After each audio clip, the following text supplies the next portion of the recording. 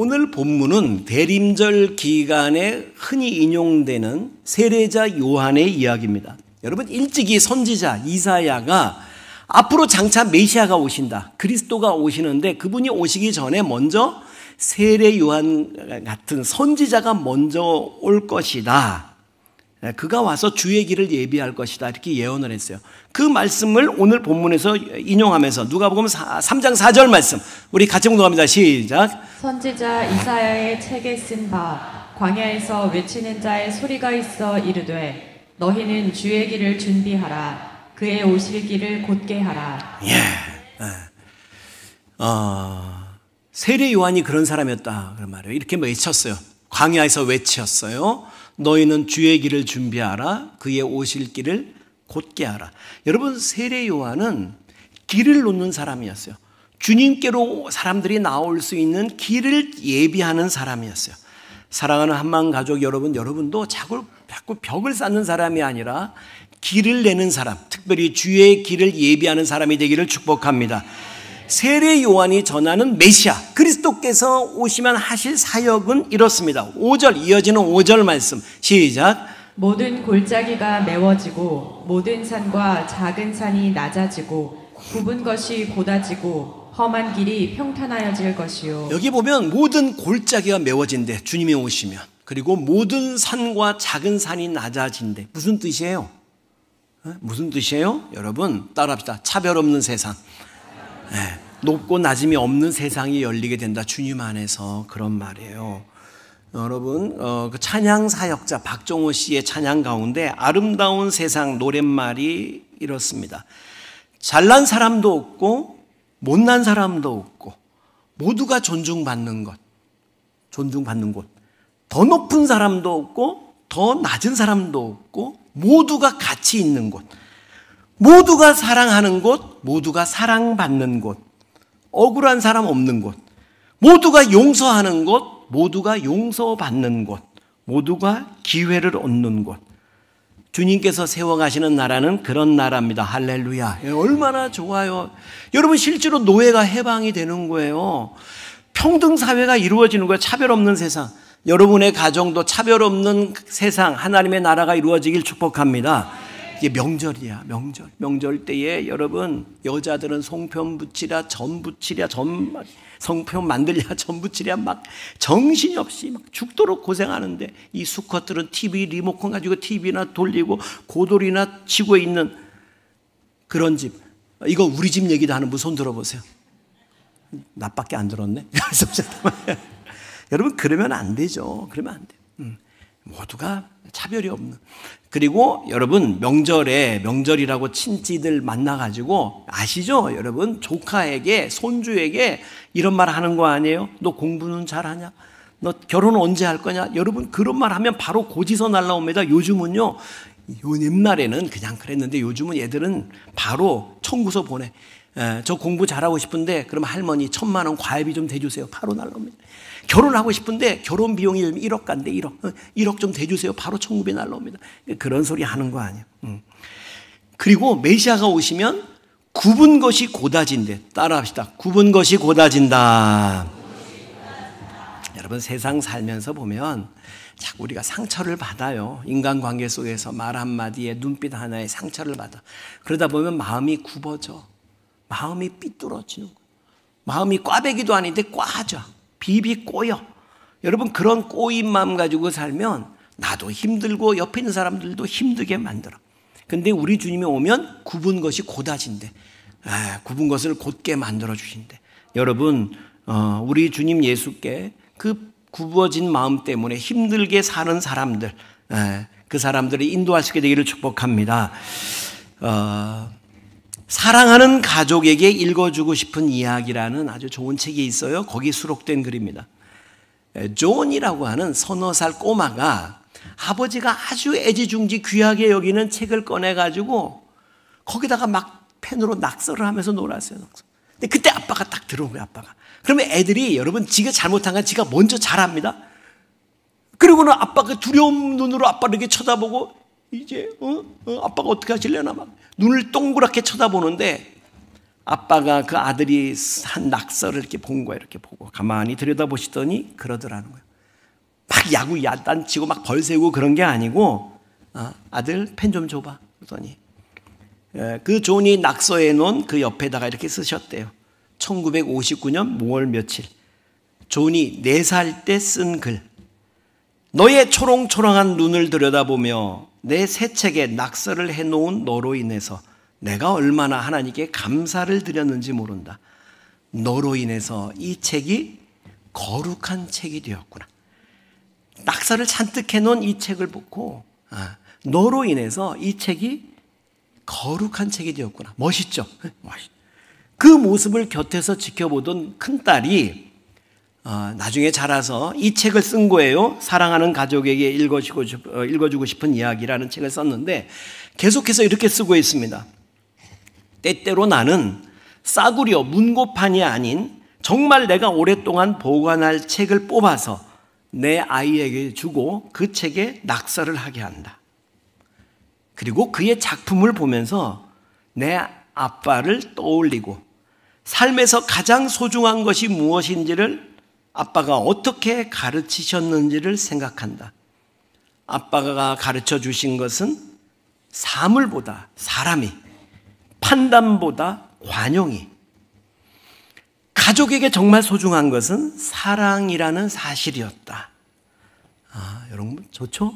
여러분 우리가 그렇게 살면 정말 가정이 행복할 거예요. 우리 교회에 이제 자주 오셨던 이상옥 교수님, 장로의 신학대학 그 이상옥 교수님이 그 책을 보고 나도 이렇게 한번 해봐야겠다. 흉내를 냈어요. 흉내를. 그래. 가장 아끼는 책을 뽑아가지고 펜하고 아들한테 주면서 너 좋은 대로 한번 해봐 이런 거예요. 그랬더니 아들이 이렇게 보더니 책을 가운데를 피더니 몇 장을 잡더니 쭉 찢어버린 거야. 쭉 찢어버린 거야. 그 순간 교수님이 열이 받쳤어요. 그래 주었던 펜을 뺏어가지고 머리를 때리면서 야 이놈아 그럼 내가 펜은 뭐하러 줬겠냐 이놈아 찢을 것 같으면 펜은 내가 뭐하러 주냐. 그러니까 아들이 아빠가 마음대로 해보라고 그래놓고 그래서 막 대성통곡을 하고 옆에서 보던 사모님이 자기가 잘못해놓고 왜 아들은 머리는 왜 때리냐고 막 야단을 하고 그러니 어떻게 미안하다고 이제 사과를 하고 찢어진 책장을 스카치 테이프로 도로 이렇게 맞추어서 이렇게 붙이고는 거기다 화살표 찍 긋고 이렇게 쓴 거예요. 우리 애가 6살 때 찢은 곳 이렇게 너의 사랑스러운 두 손가락이 이 책을 찢을 때 내 마음도 찢어졌단다. 여러분 세상이 참 내 생각대로 내 기도대로 움직이지는 않죠. 그래서 우리 마음에 때때로 상처를 입고 또 구부러지고 꼬입니다. 근데 그 구부러진 마음을 우리 주님이 곧게 펴주신다는 거예요. 여러분 그래서 모든 사람에게는 사실은 다 주님이 필요해요. 필요해.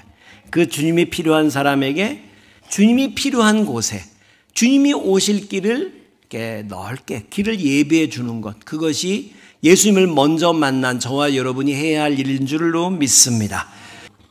아주 유명한 얘기인데 인도 어느 작은 산골 마을에 다슈라트 만디라고 하는 분이 살았어요. 네, 1959년 어느 날 그의 아내가 임신한 몸으로 이렇게 가파른 산을 이렇게 오르다가 굴러 떨어지는 사고가 발생했어요. 많이 다치기는 했지만 그러나 빨리 병원만 가면 죽을 정도는 아니었습니다. 그런데 병원이 바로 옆마을에 있는데 옆마을 가려면 높은 산을 넘어가야 돼. 환자를 태운 차가 그 산을 넘어갈 수가 없잖아. 그래서 그걸 돌아가는데 뭐 50km인가 80km인가를 돌아가야 된대. 이렇게 엄청난 큰 산이 있는 거지. 가다가 임신한 아내가 그만 죽어버렸어요. 그래 이 아내를 잃은 할아버지가 나 같은 일은 나로서 마지막이어야 된다. 그리고 아내 장례를 치르고 나서 저 망치와 정을 들고 삽을 들고 산에 올라갔어요. 그리고 거기 있는 바위들을 깨뜨리기 시작했어요. 삽으로 퍼나르고 그렇게 22년을 산을 깎았어요. 혼자서 22년. 그리고 마침내 그 80km를 돌아가야 했던 그 동네에 4km만 달리면 옆 동네가 나오는 길이 열린 거예요. 길이 열린 거. 22년 동안. 이 만지 할아버지는 길을 내는 사람이었습니다. 처음에 이 만지 할아버지가 이 산을 뚫어 길을 내겠다고 망치 가지고 산에 올라갈 때 사람들은 전부 다 미친놈이라고 그랬어요. 야, 그런다고 그게 길이 나냐? 근데 그 미친 사람 덕분에 이제 이 마을의 환자들은 바로 병원으로 갈 수 있게 됐고, 이 마을에 학교도 못 가던 애들은 옆에 그 큰 도시에 학교를 다닐 수 있게 됐고, 어른들은 더 나은 직장을 다닐 수 있게 됐다는 거예요. 여러분, 우리도 그렇게 길을 내는 사람이어야 합니다. 특별히 예수님께로 오는 길을 내야 하는 성도일 줄로 믿습니다. 요한복음 14장 6절 말씀, 요한복음 14장 6절 시작. 예수께서 이르시되 내가 곧 길이요 진리요 생명이니 나로 말미암지 않고는 아버지께로 올 자가 없느니라. 여러분, 예수님이 스스로 내가 길이다 그랬어요. 예수님은 길이셨어요. 생명의 길, 구원의 길, 아버지 하나님께로 가는 유일한 길입니다. 할렐루야. 히브리서 10장 19절 20절 말씀 같이 시작. 그러므로 형제들아 우리가 예수의 피를 힘입어 성소에 들어갈 담력을 얻었나니 그 길은 우리를 위하여 휘장 가운데로 열어놓으신 새로운 살 길이요 휘장은 곧 그의 육체니라. 네. 여러분, 이 휘장 얘기 아시죠? 무슨 얘기냐면 예수님이 십자가에서 운명하실 때에 성소와 지성소를 나누는 휘장이 위에서부터 아래로 찢어진 얘기 아시죠? 네, 찢어졌어요. 무슨 얘기냐면 그전에는 지성소는 일반인들은 들어갈 수가 없었어요. 대제사장만 속죄 제물의 피를 가지고 그 지성소 안에 하나님 앞에 은혜의 보좌 앞에 나아갈 수가 있었어요. 그런데 예수님이 십자가에 못 박히실 때 그 휘장이 찢어지면서 이제 누구라도 주님 앞에 하나님 아버지 앞에 직접 나가서 구하고 그 은혜를 입게 됐다. 그래서 저와 여러분도 하나님 아버지 앞에 직접 나오게 된 줄로 믿으시기 바랍니다. 근데 그 휘장이 뭐냐? 이렇게 나오죠. 그 휘장은 곧 그의 육체니라. 예수님이 그 몸을 찢으신 거야. 그게 휘장이 그걸 보여주는 거지. 그 몸을 찢으셔서 우리 죄인인 우리가 하나님 아버지 앞에 나아가게 된 줄로 믿으시기 바랍니다. 그 사랑, 그 은혜, 어메이징 그리스. 얼마나 놀라운 사랑입니까? 주님께서 친히 그 몸을 찢어서 길을 만들어 주신 거예요. 마가복음 2장 23절 말씀, 마가복음 2장 시작. 안식일에 예수께서 밀밭 사이로 지나가실새 그의 제자들이 길을 열며 이삭을 자르니. 네. 자, 길 대신 예수님이 지나가실 때 그 제자들이 또 길을 열었대. 여러분, 요게 현대인의 성경으로 보면 길을 내며 이렇게 돼 있어요. 같은 말이죠. 길을 열며. 여러분, 길이라는 게 어떻게, 여러분 산에 가도 오솔길이 다 있어요. 그죠? 산에 가면, 천마산에 가도 오솔길이 있어요. 그 길이 어떻게 만들어진 거예요, 처음에? 여러분, 처음에 산토끼가 지나가. 그리로. 그 뒤로 고라니가 따라 지나가. 그 산토끼를 잡으려는 사냥꾼이 막 숲을 헤치면서 지나간 거예요. 거기에 도토리 줍는 아줌마가 지나간 거예요. 10만이가 산삼캐로 지나가고, 그리고 그 뒤를 따라서 또 이렇게 운동하는 아줌마들이 용접 마스크 같은 거 쓰고 막 이러고 막 또 지나간 거예요. 이렇게 지나가면서 길이 점점 넓어진 거예요. 길이. 그러면서 오솔길이 나오게 된 거예요. 여러분, 우리가 한 번에 대로를 열지는 못할 거예요. 그러나 우리 가정 가운데 우리가 서 있는 그곳에 정말 주님, 길 대신 주님의 사랑을 전하면서 사랑의 손길을 내밀면서 우리는 길을 조금씩 열어가게 될 줄로 믿습니다. 정호승 시인의 봄길이라고 하는 시 여러분 아십니까? 한번 보세요. 제가 읊어드리겠습니다. 길이 끝나는 곳에서도 길이 있다. 길이 끝나는 곳에서도 길이 되는 사람이 있다. 스스로 봄길이 되어 끝없이 걸어가는 사람이 있다. 강물은 흐르다가 멈추고 새들은 날아가 돌아오지 않고 하늘과 땅 사이에 모든 꽃잎은 흩어져도 보라, 사랑이 끝난 곳에서도 사랑으로 남아있는 사람이 있다. 스스로 사랑이 되어 한없이 봄길을 걸어가는 사람이 있다. 이 중에서 이 분홍색으로 적은 요 귀절에 주목하고자 합니다. 길이 끝난 곳에서도 길이 되는 사람이 있다. 더 이상 길은 없어. 아무 희망이 없어. 저 인간은 안 돼. 나 저 사람하고는 더 이상 상종하고 싶지 않아. 사랑이 끝난 그곳에서 보라, 사랑이 끝난 곳에서도 사랑으로 남아있는 사람이 있다. 여러분이 그 한 사람이 돼서 길을 열어가게 되길 축복합니다. 우리가 지난번에 한마음 자선 바자회를 했어요. 여러분 수고들 하셨어요. 순수익이 결산이 나왔어요. 2,600만 원 정도 되더라고요. 2,600. 그것으로 어려운 교회도 도와주고 우리 어려운 이웃을 도와주게 될 거예요. 그 어려운 이웃은 교회 다니는 분을 전제로 하지 않습니다. 일반인들. 여러분 그 어려운 이웃들이 주님 앞으로 나오는 길이 조금 더 넓어질 줄로 믿습니다. 우리 길을 내는 거예요. 길을. 이사야 58장 10절 11절에 이렇게 약속하십니다. 시작. 줄인 자에게 내 심정이 동하며 괴로워하는 자의 심정을 만족하게 하면 내 빛이 흑암 중에서 떠올라 내 어둠이 낮과 같이 될 것이며 여호와가 너를 항상 인도하여 메마른 곳에서도 내 영혼을 만족하게 하며 내 뼈를 견고하게 하리니 너는 물된 동산 같겠고 물이 끊어지지 아니하는 샘 같을 것이다. 믿으시기 바랍니다. 줄인 자, 어려운 이웃에게 네 심정이 동하고 괴로워하는 자의 심정을 만족하게 해주면 너는 물된 동산 같고 물이 끊어지지 않는 샘 같을 것이라. 할렐루야. 그리고 12절 이어지는 12절 말씀 같이 시작.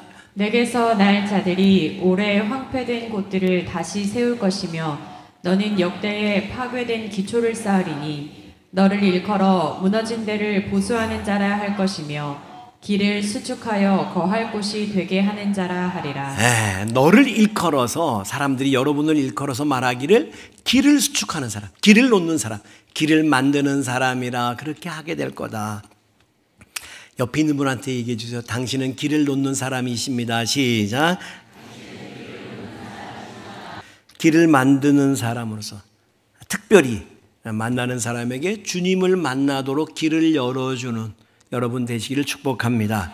여러분 우리 주님이 얼마나 좋은 분이에요. 우리 주님께서 전라북도에 가면 삼례읍이라는 읍이 있대요. 거기 하리성결교회라는 교회가 있답니다. 그 교회의 문영일 집사님의 간증입니다. 문영일 집사님 간증. 아주 옛날 얘기예요. 교회가 너무 예배당이 이렇게 오래돼가지고 막 비도 새고 낙후되니까 이 문 집사님이 기도를 한 거예요. 하나님 예배당 다시 짓게 해주세요. 교회 다시 건축할 수 있게 해주세요. 기도를 하는데 하나님이 마음에 그러시는 거야. 네가 다시 지어라 그러시더래. 하나님 돈이 있어야 다시 짓죠. 돈이 있어야. 그랬더니 너 논이 있지 않냐 그러시더래. 논이 있지 않냐. 그래가지고 논 팔아가지고 정말 예배당을 다시 짓기 시작한 거예요. 근데 자금이 부족해가지고 예배당을 짓다가 뚜껑을 못 닫아서 지붕을 못 얹었어. 지붕을.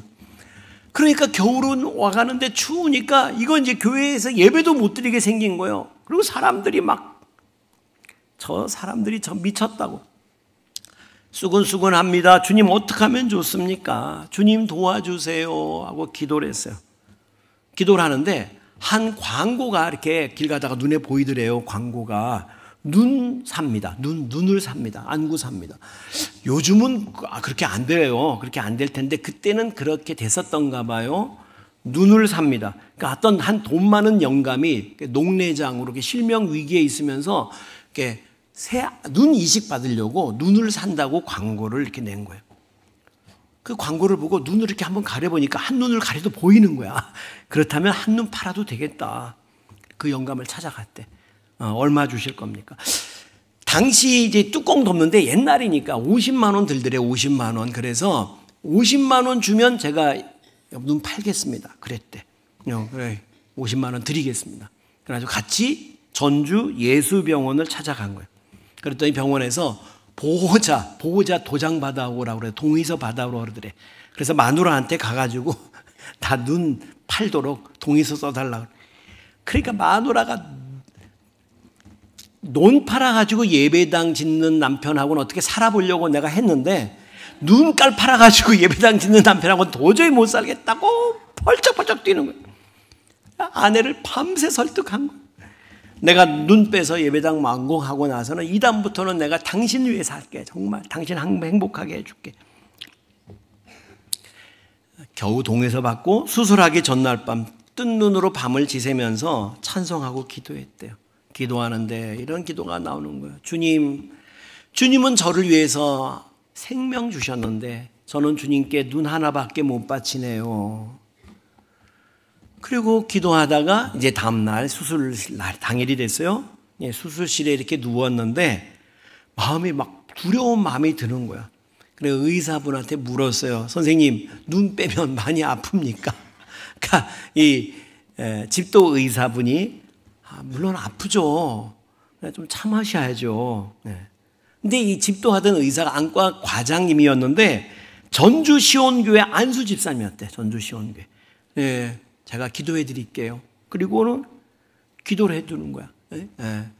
무슨 연유로 눈을 파는지는 알 수 없사오나 주님, 이 형제의 눈이 되어 주시고 이 형제를 위로해 주십시오. 기도를 하니까 이 눈 수술을 하는 분이 문 집사님이 아멘, 아멘, 아멘 그런 거예요. 그러니까 이제 기도 마치고 그 집도하는 의사가 형제도 교회 다니세요? 그럼 저도 명색이 집사입니다. 근데 무슨 연유로 눈을 팔려고 그러세요? 자초지종을 얘기를 한 거예요. 예배당을 짓다가 눈 팔아서 예배당 짓다가 자금이 부족해가지고 눈 팔아서 마무리하려고 합니다. 집도 의사가 감동에 대해서 우는 거예요. 그 곁에 있던 마취과 의사도 울고 간호사도 울고 인턴들이 전부 다 울적울적 눈물이 강을 이루는 거예요. 원장 닥터 쉘이라고 하는 박사님이었다고 그래요. 미국인이었는데 이 워낙 중요한 수술이니까 어떻게 잘 되나 보러 왔다가 이 수술을 안 하고 전부 다 울고 있는 거예요. What's the matter? 꼭 번역해 줘야 듣겠습니까? 무슨 일입니까? 이게 무슨 일입니까? 의사가 설명을 합니다. 원장님, 저는 이 얘기 듣고는 도저히 같은 집사로서 차마 눈에 이 칼을 못 대겠습니다. 이 수술 다른 닥터한테 맡겨주세요. 저는 이 수술 할 수가 없습니다. 1, 2부간 정적이 흐르고 원장이 그러는 거. It's a beautiful. 또 번역해 줘야 돼요? 알아듣죠? Stop operation. 스톱. 그리고는 그 큰 엉덩이를 흔들고 원장실로 달려가더니 잠시 후에 다시 왔대. 그리고 누워있던 이 문집사님의 안대를 이렇게 벗기면서 일어나시오. 하나님께서 이미 문집사님 눈깔을 받으셨습니다. 그러면서 여기 50만 원짜리 수표 있습니다. 이것 가지고 와서 예배당 완공하십시오. 모자라면 또 오십시오. 우리 예수병원과 하리 성결교회와 자매결연 맺으십시다. 할렐루야. 네. 그리고 논파라 예배당 짓느라고 많이 힘드셨죠? 직장 없겠네. 논 팔아버렸으니까.